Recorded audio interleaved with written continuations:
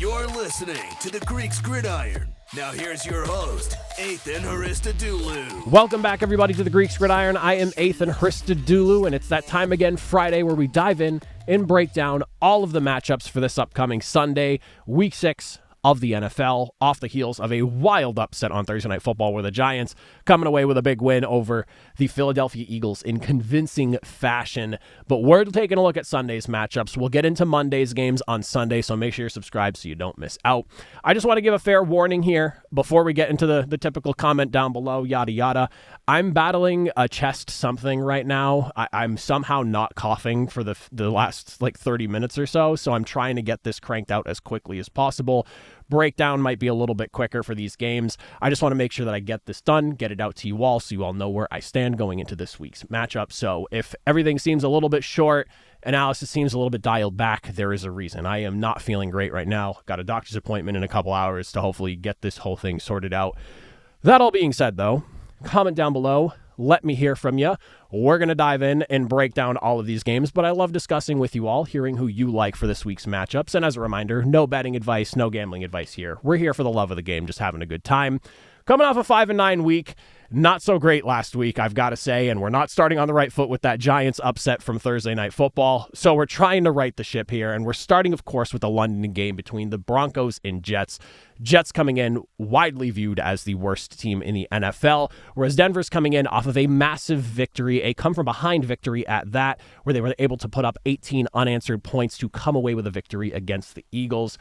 Denver's conversation typically for me always starts with that defensive front and Nick Bonito, just an absolute monster and a guy who I've been saying for the last couple of years is well on his way to making himself a household name, and I think this is probably the season that he does it, leading the NFL with 7 sacks as it currently stands, and a big reason why Denver is sitting at first place in team total sacks at 21, with 89 pressures on the year and the highest sack rate in the NFL at 10.6%, the only team in the double-digit percentages right now.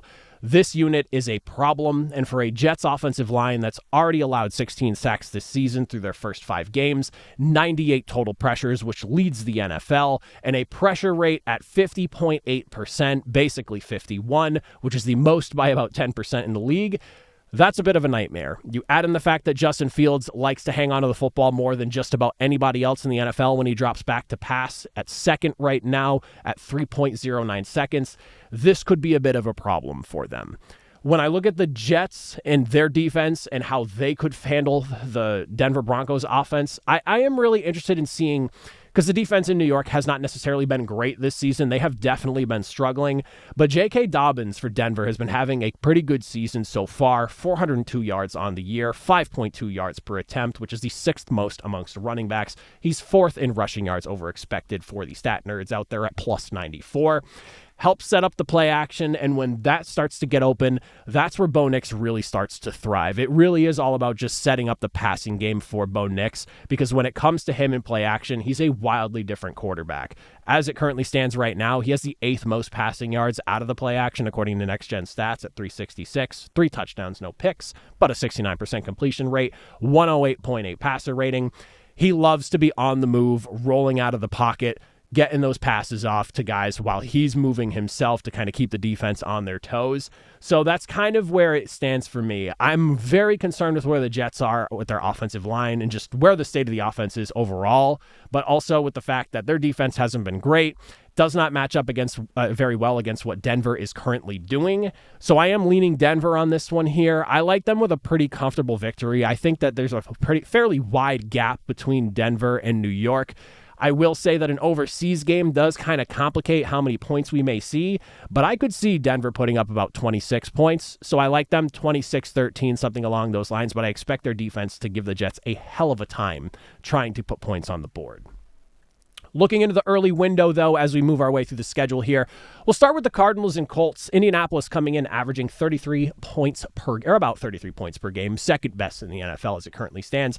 Kyler Murray's status is very much up in the air, and rumors seem to be swirling that he's dealing with turf toe. As it currently stands, and from as far as my knowledge goes at this moment of me recording, he's been missing practice. He has not been available. I don't know what the status is currently of him today on Friday, so that is something worth keeping an eye on if you're seeing this early. If the news is already out, obviously obviously you know what's going on there. And it's not great because it feels like he and Marvin Harrison Jr. are finally starting to build some good rapport and chemistry together in the passing attack. And it's setting this team up for what feels like a potential collapse coming off of last week's loss to Tennessee, where they just completely gave the game away. Obviously, your head coach, Jonathan Gannon, gets fined by the team $100,000 for reaming into Amari DiMercato for what was just an awful mistake, to put it simply. So you look at all of that, combine that with just the matchup itself. I mean, Arizona's defense been pretty good this year, hasn't allowed more than 23 points in a game, which is good for them. They're averaging about 19 points per game right now on the year, fourth best in the league. They're strong against the run, pretty solid unit overall. It's just with the inconsistencies we've seen from the offense, now with all of this going on, like a good defense is only going to get you so far. And that's just not one of those things that would be conducive of a victory, especially when you're on the road going into Indianapolis against a team that just can dump points on opponents, in my opinion. That being said, on the flip side, that defense that has been pretty good, especially if the offense is sputtering, if they're with or without Kyler Murray, especially if they're without Kyler Murray and they're not getting anywhere, Indianapolis can light it up with the best of them. I still am in disbelief with this Indiana Jones thing we've got going on over in Indianapolis. It makes no sense to me each and every single week, but I watch it play out, and it's like jaw on the floor for 4 quarters every single week right now. I'll take it, but I can't believe it, genuinely. That being said, you look at some of the guys that Daniel Jones is working with, rookie tight end, obviously, and Tyler Warren, who has been unbelievable right now, first among tight ends in yardage at 307. Unbelievable compliment to Michael Pittman and Josh Downs, who, of course, are combined for about 450 yards and 4 scores together. It looks like Alec Pierce could be ready to clear concussion protocol and get himself back into the game, which really extends the deep ball for them. This could be a hell of a time, especially for an Arizona secondary that hasn't exactly been the healthiest over the last few weeks. It seems like they're getting healthier, which is good. Like Will Johnson returned last week. Max Melton missed out last week. Both have been limited in practices this week, but both could be playing, which would be a boost for Arizona, which would be good against, again, an offense over there in Indianapolis who has a extremely deep roster of pass catchers. But it's going to be a tall task if Kyler Murray's not playing.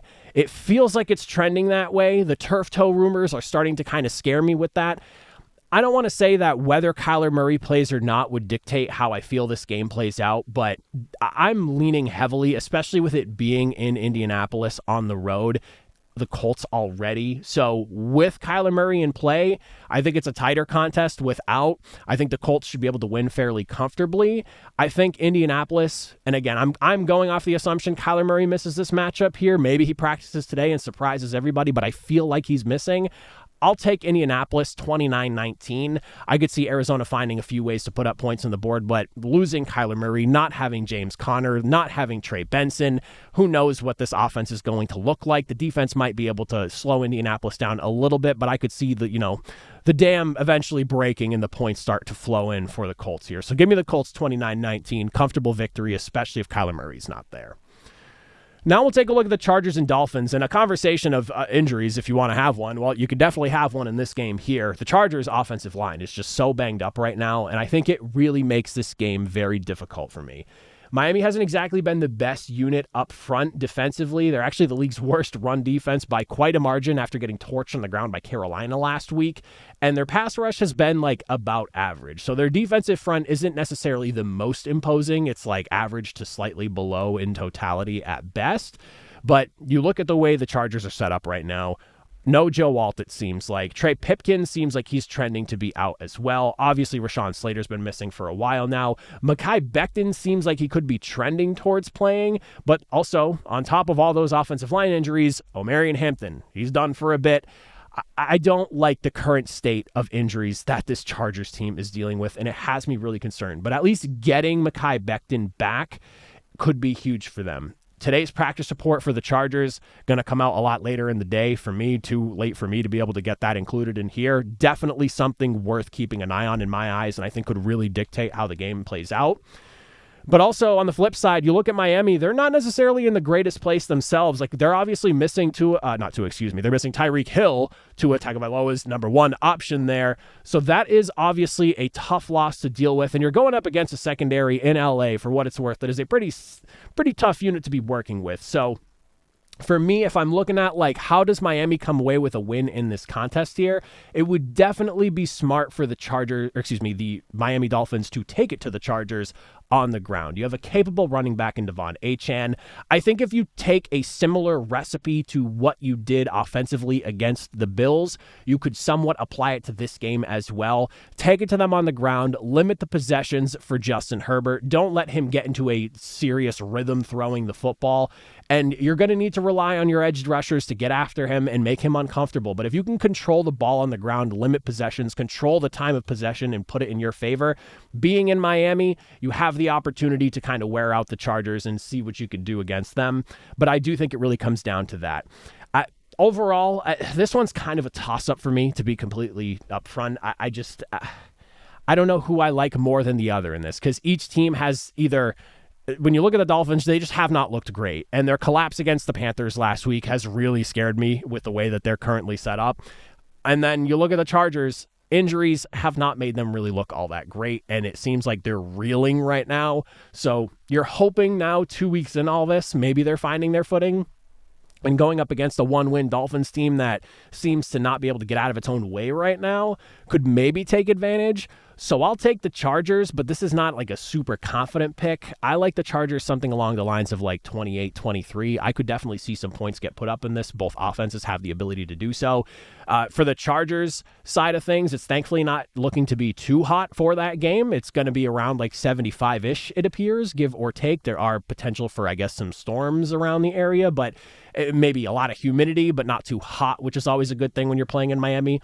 But I do think the Chargers, even in a pretty banged up state, could get the job done. But if they're losing, it's going to be through that offensive line and them just not being able to protect Herbert, and maybe he gets pushed into mistakes here or there. Moving into Patriots and Saints. This is a huge game for the Patriots, in my opinion. And honestly, it might even have a little bit more of importance for the Patriots than last week's game. Like, yes, primetime opportunity to upset a division rival, but this is your chance now to come off of that game and prove your worth now. Let everybody know that that wasn't just a fluke win and you're not just riding the wave, and you're prepped and ready to go against a far lesser opponent. And you're going to be in New Orleans, tough crowd to play in front of. And the Saints have been a tough out this season. They have not been a slouch. They've been competitive in just about all their football games, aside from their blowout against the Seahawks, which just was a mess from the beginning.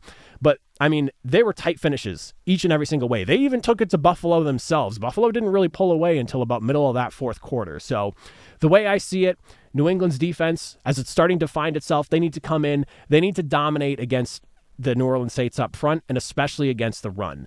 They have the fourth fewest yards allowed so far this season, and they're boasting the league's best run stuff rate according to Next Gen Stats. And the way that the New Orleans Saints offense has been working right now, it has not necessarily been one of the most efficient.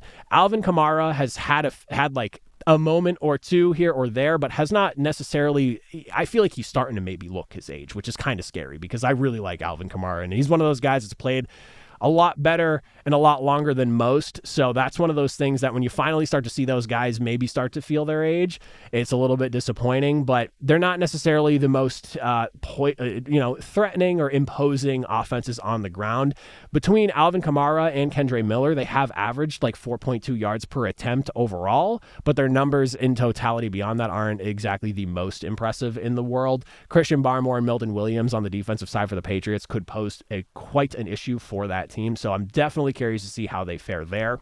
On the flip side of things with the Saints defensively, I'm very curious to see how they handle Drake May, because the way it stands right now, I mean, Drake May's been on fire, but the Saints have been pretty good against the pass this season.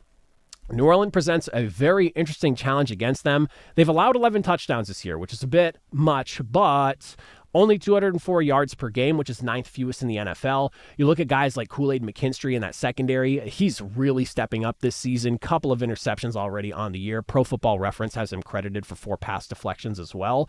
And he's only allowed, depending on where you look, about 16 to 17 receptions so far this season, which is not bad considering you've played through 5 games to this point in the year. He's really coming on strong and looking like one of those guys that this defense could build around over the years to come, which is great for New Orleans. But with the way that Drake May has been playing right now, playing well is not enough. Like, you've got to bring your A game, because you look at the way that he's been playing right now. If you can't get pressure on him, he's a problem for defenses to deal with. He is currently, as it stands, against no pressure, sitting on 7 touchdowns, 1 interception, 906 passing yards, and a 118.8 passer rating, completing 79% of his passes, just about. That's if there's no pressure coming his way. And for what it's worth, New England currently ranked second to last in overall pressure rate allowed. Nobody is really getting after Drake May, and he's thriving with that because of it. If they can't get after him, they can't make him uncomfortable. Could be a long day defensively for the New Orleans Saints. So definitely something worth keeping in mind. And I do want to highlight Spencer Rattler here because this was I was having this conversation earlier today, and it wasn't something I was going to bring up here, but I think the conversation is at least worth mentioning now because I've had it already. Spencer Rattler, definitely someone to just kind of keep an eye on. I feel like he's quietly having a good season, and because he's on the Saints, who only have a single win this season, it's not going noticed as much. But I mean, 6 touchdowns, 1 pick, 67% completion rate, 90 passer rating, quietly having a solid season for the Saints in a year where you feel like you're on the fast track to picking somewhere within the top 5. So definitely just someone worth keeping an eye on. But I am a little bit worried about how he fares in this matchup against the Patriots with a Christian Gonzalez, with a Carlton Davis, with a Marcus Jones opposite of him. Could be a long day. That being said, I like the Patriots in this one here. I think there's a fairly comfortable victory on the way for the Pats here. I like them something along the lines of like 26-17. I expect the defense to have themselves a good performance here. And ultimately, the way Drake May is playing right now, coming off that Sunday Night Football game, that feels like the coming out party we've all been waiting for with him. And maybe that was like a sign of things to come, and I only see it getting better. The connection he and Stephon Diggs has is really starting to get scary. So unfortunately, this feels like a case of, yes, being at home definitely is in favor of the Saints, but you're catching the Patriots at what feels like the wrong time. Definitely like a trap game kind of feel as well, with the Patriots riding high off that win against Buffalo, but I do think they get the job done. Browns and Steelers. Man, oh man, another year, another rookie going up against Mike Tomlin, and Mike Tomlin, as anyone knows who follows the Steelers, or maybe has had a rookie quarterback face the Steelers, he thrives off ruining the lives of rookie quarterbacks, and here comes Dillon Gabriel.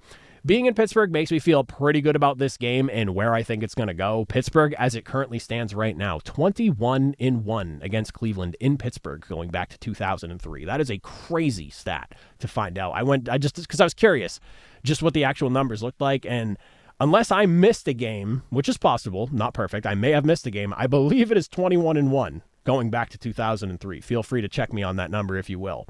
Cleveland's defense is definitely what's going to dictate this matchup, though.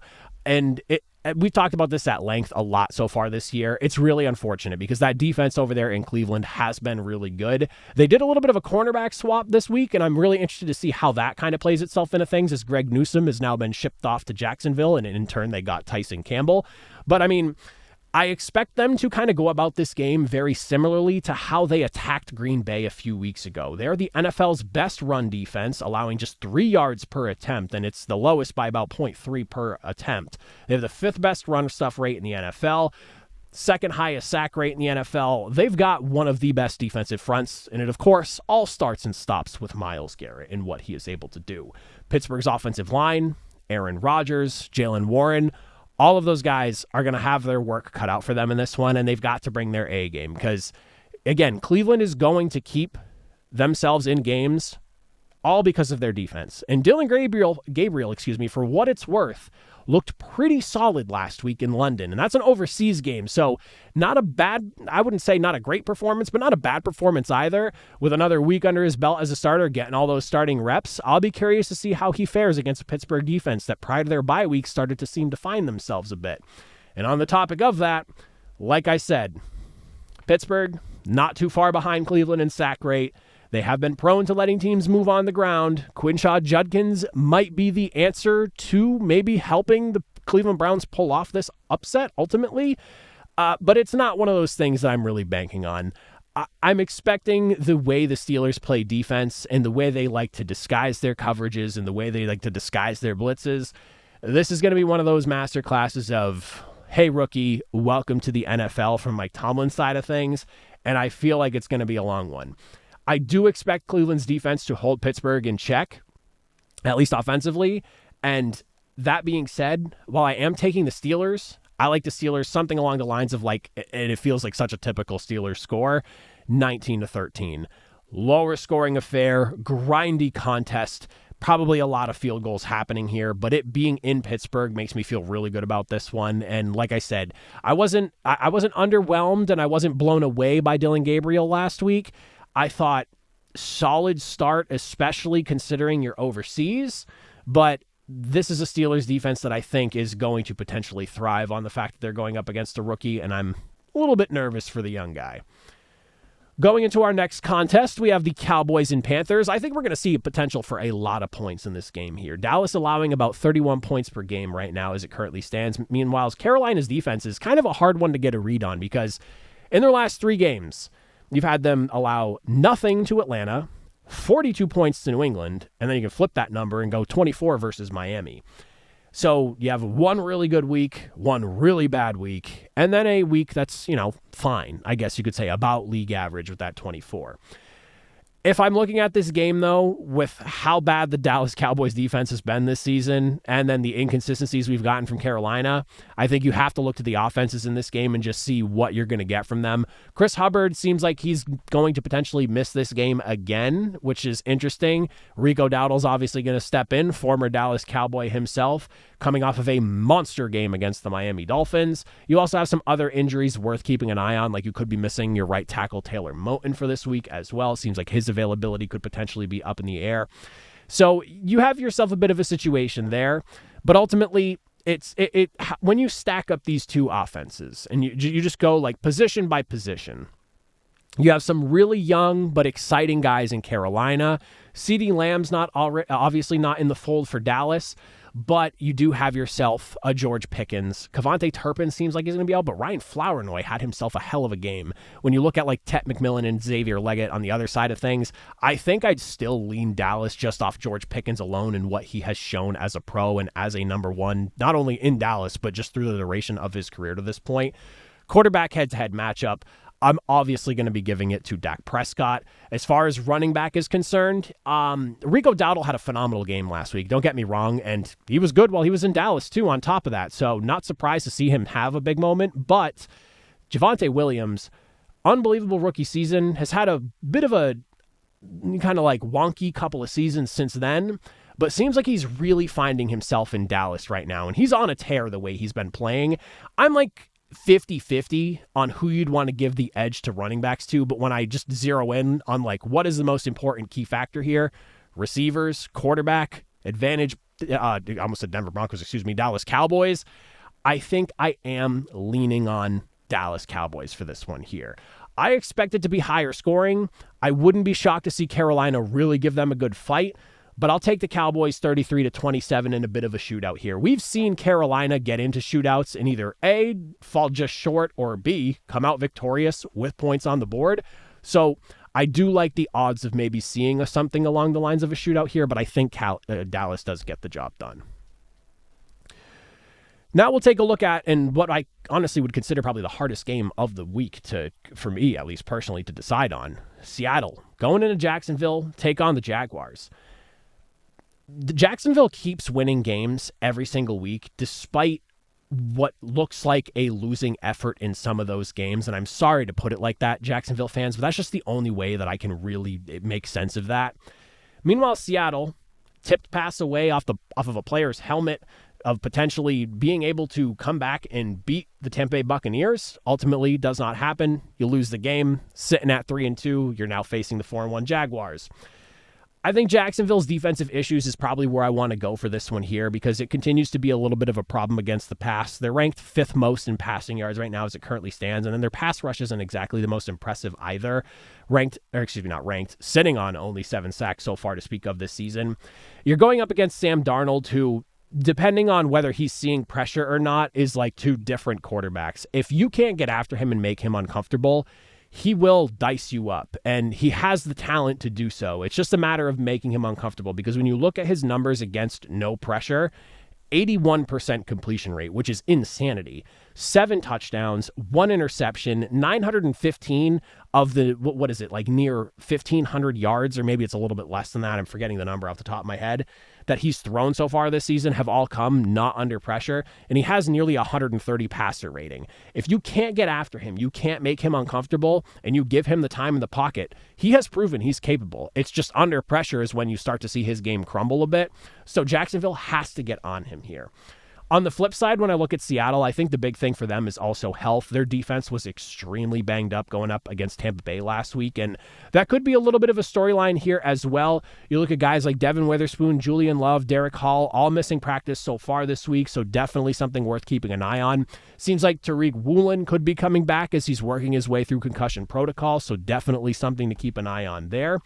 But it at least looks like Seattle's getting healthier this week. A lot of guys that either missed last week or were not practicing early in the week are starting to make their way to practice, even if it is just in limited capacity as of Thursday.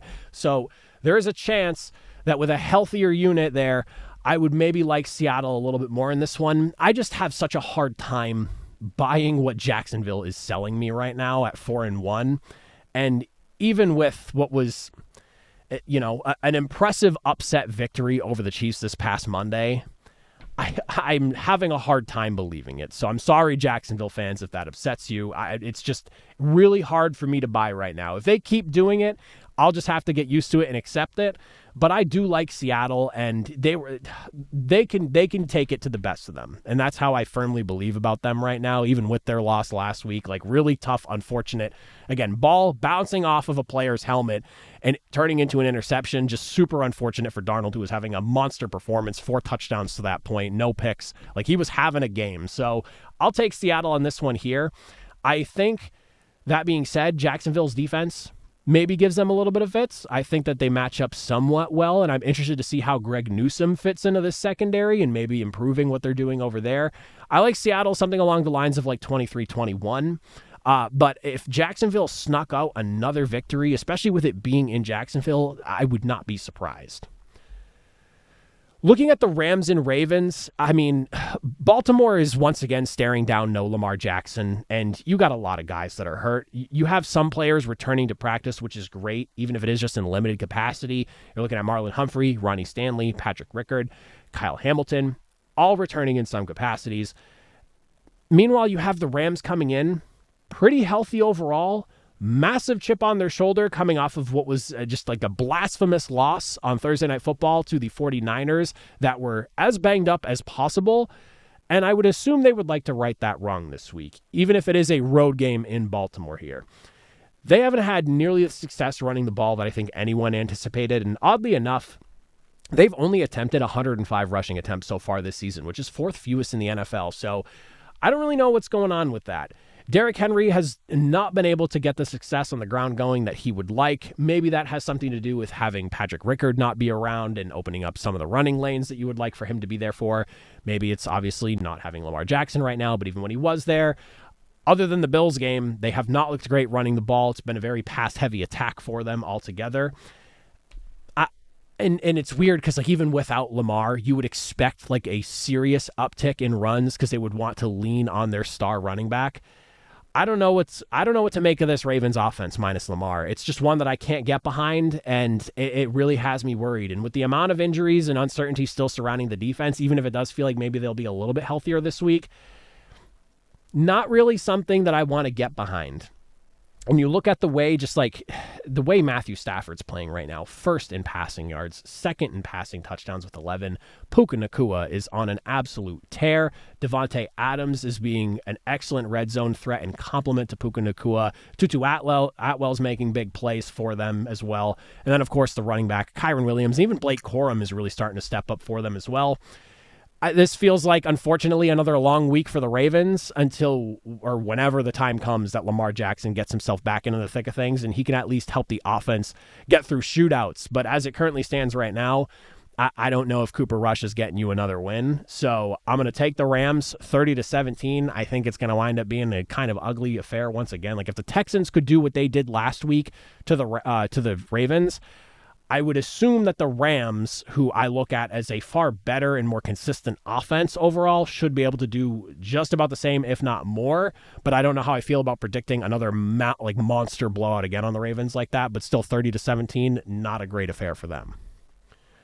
Moving into the afternoon window, we got Titans and Raiders here, and just holy yuck.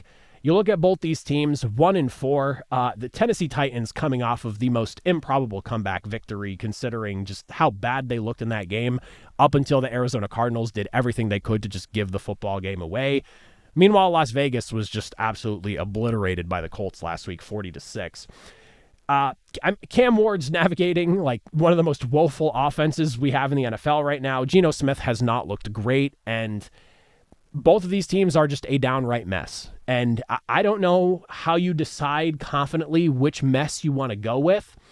So for me, I'm going to take experience and home field advantage over anything else. I will take a Geno Smith over a young Cam Ward, even if Geno Smith has not looked great by any means. I will take the experience there. I would trust Pete Carroll to be able to outcoach a Brian Callahan, who has had some very questionable moments so far this season, and it also being in Las Vegas, so Tennessee having to make the trip. That makes me a little bit more comfortable with the pick here.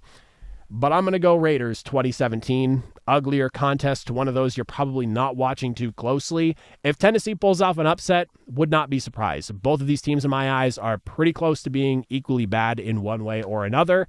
But I'm going to lean home team with the more experience on both the coaching and the quarterback side of things. Now we'll turn our attention to the Bengals and Packers. Joe Flacco getting his second opportunity to play Green Bay and potentially play upset once again, because he was a part of that Browns team that took down the Packers a few weeks ago. I don't really expect much out of Cincinnati in this game, unfortunately. Green Bay's coming fresh off a bye week. The O-line appears to be getting healthy. The defense in Cincinnati, uninspiring, even though they did have some moments against that Lions team last week. I will at least admit that earlier in the game, but obviously as things went on, started to fall apart. And sure, Jamar Chase, T. Higgins, you have them there. Jamar Chase was putting up some points late in the game for Cincinnati to kind of at least make things interesting in the fourth quarter, even though it never really felt like Detroit was going to lose that football game. I don't really know how you confidently take the Bengals in this one, so I'm going to go Packers. I like them 27-14, especially in Green Bay. This one might even be uglier than what I'm predicting. Like, I'd have a 13-point win for Green Bay. I would not be shocked to see that 13-point win be something like 20+. I know that, and again, no betting advice here, none of that, but I was curious what the spread was for this because I had heard some people saying it was ridiculously high. I think I saw it at like minus 14 Green Bay. What's crazy is that doesn't sound that wild. I feel like a 2-touchdown win by Green Bay feels pretty good. That being said, take that how you will. Not betting advice. I don't gamble, but a 14-point win sounds about right at a minimum for Green Bay going into this one. I have them winning 13, but I could see it. 49ers and Buccaneers, this is a fun one because even with Brock Purdy being out, both these teams in their own way have their own like injuries that they're dealing with. But San Francisco, without Brock Purdy, 3-0. Competitive, taking it to teams. I mean, could not believe they got the job done against the Los Angeles Rams last week. San Francisco's leaning very heavily on their defense right now to keep them in tighter contests, but also Mac Jones last week, over 300 yards, but they're winning on third downs. They're stopping teams from scoring touchdowns in the red zone. They're a top 10 red zone defense and a top 5 third down defense. Even when like you lose a guy like Nick Bosa and you go, shot in the defense foot, like this team is screwed kind of thing. No, they're still allowing just about 20 points per game. And again, they're a top 5 third down defense and a top 10 red zone defense. They are still very good in those big moments and situations. Yeah, the yardage may not necessarily be the most pretty, but they're great when it matters the most. And that usually comes down to really good coaching and preparedness. You look at Tampa Bay, their offense coming in, averaging about 27 points per game. Baker Mayfield's obviously having himself a season. 10 touchdowns, 1 interception, 4th in passing yards. Emeka Egbuka is just playing out of his mind right now. He's 4th in yards per reception and more receptions than the 3 guys that are in front of him. And it's significantly more. 4th in receiving yards, 2nd in receiving touchdowns with 5 on the year. This is going to be an interesting test between Tampa Bay's offense and what San Francisco's defense has been doing to this point in the season. You look at like some of the turnovers they've been forcing as well. Very, very interesting matchup on that front.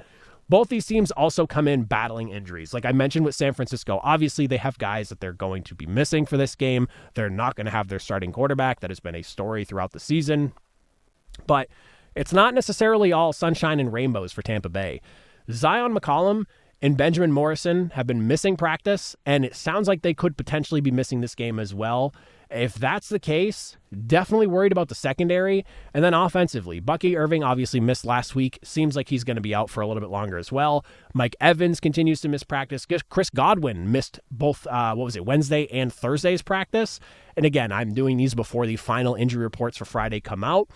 That could be problematic for this team, and it means Baker Mayfield is absolutely looking Emeka Egbuka's way in this game here, but you're also going to look at Rachaad White in the running back room to really have to step up in this game as well. Again, against a pretty solid San Francisco 49ers defense, but on the 49ers side, they're also not in a great spot. Like we've mentioned, no Brock Purdy. It seems like Ricky Pearsall might be missing in this game as well. And San Francisco has one of those injury reports that when you look at them, even on a computer, you're scrolling a little bit to kind of see the entire group of guys that are either limited or missed a practice, have been limited some days, missing other days. Like, there's a lot going on that injury report that it's hard to look at it and go, who here is going to be active or not? Because there's so many guys on the list. I do think, though, that the 49ers feel like they are due for a loss. And this game also being in Tampa Bay makes me feel better about the Bucs' chances with the win on this. So I'm going to take the Bucs. I have them winning 27-24. I anticipate Mac Jones being able to take advantage of a banged-up secondary in Tampa Bay, and that could make that game uncomfortably close for the Bucs. But at home, in front of their crowd, and I believe they're doing creamsicles again this week, which I am all about. Love the creamsicle look. I think the Tampa Bay Buccaneers get the job done. They move their season to... are they sick? Would they be sick? 5-1? 5-1, right? Yeah, 6 games, 5-1. Math is hard.